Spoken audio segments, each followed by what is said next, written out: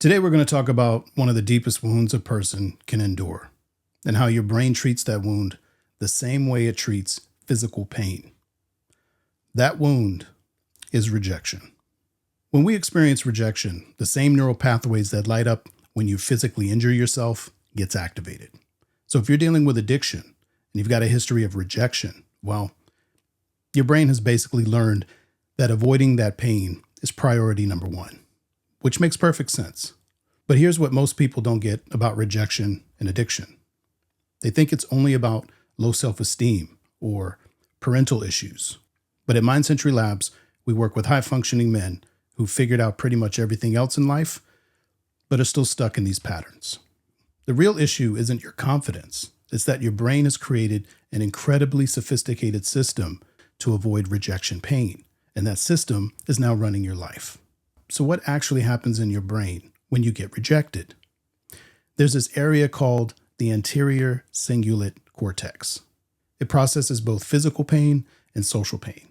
Your brain can't tell the difference between someone saying no to you and someone hitting you. But here's where it gets really interesting. Physical pain goes away pretty quickly. You break your arm or your leg, it heals. But rejection pain, your brain can replay that for years, decades even. I mean, you probably remember rejections from middle school more clearly than what you had for lunch yesterday. That's not an accident. Your brain has this thing called the negativity bias. Bad experiences get encoded about 5 times stronger than good ones. So one rejection can literally overwrite dozens of positive interactions in terms of how your brain processes social situations. You may experience this in a relationship where your partner only seems to remember the negative stuff. Now, if you're using substances or behaviors to cope, your brain starts connecting these two systems. The rejection avoidance system and the reward system get tangled up together. Actually, let me give you a specific example. Say you want to call an old friend you've drifted apart from. You miss the connection. But then this voice in your head goes, what if it's awkward? What if they don't really want to hear from you? What if they've moved on?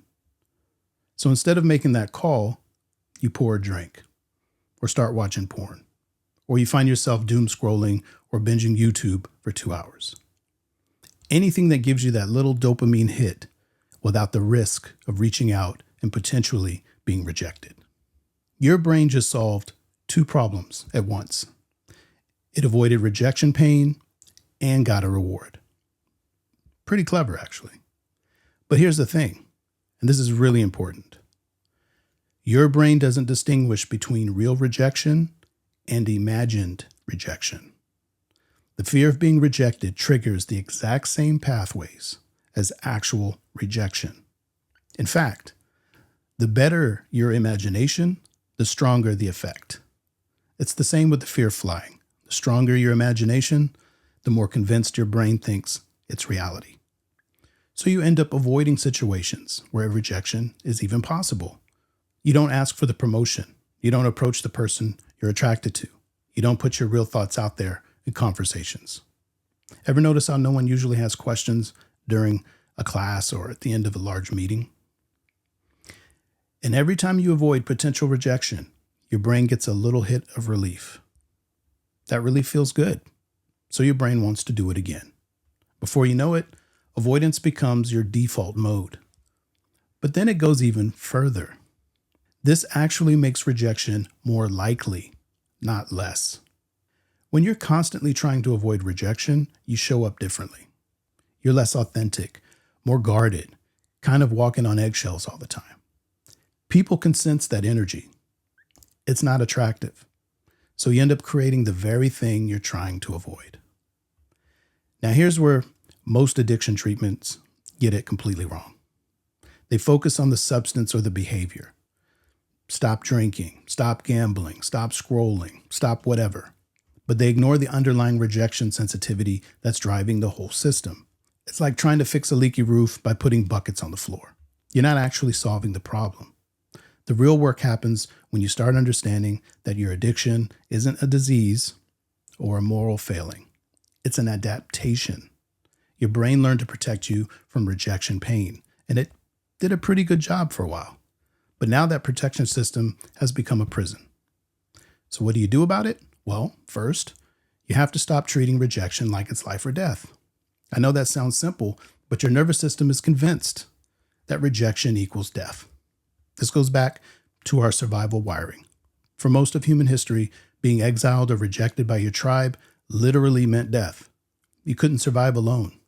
So your brain developed these incredibly sensitive rejection detection systems. The problem is, we're not living in tribes anymore. Well, at least most of us. Getting rejected by reaching out to an old friend or turned down for a job isn't going to kill you.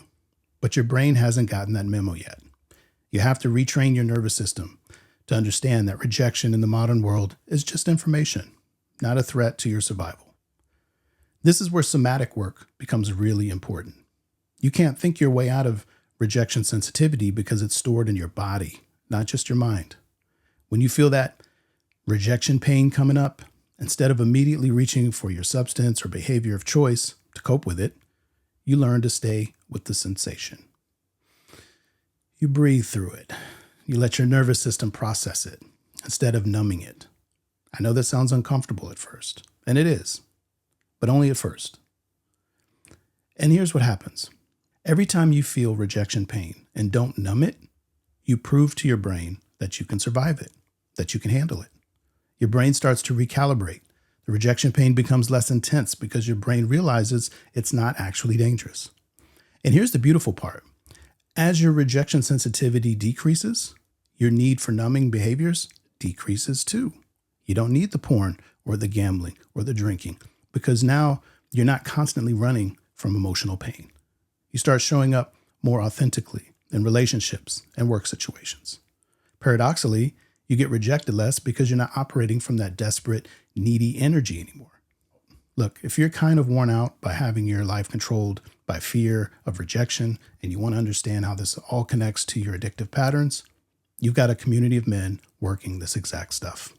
Check out the Mind Sentry Labs community where we break down the neuroscience, give you practical tools, and you get to work alongside other guys who actually get what you're going through. The link's in the description. Thank you for being curious, and I'll see you again soon. Peace.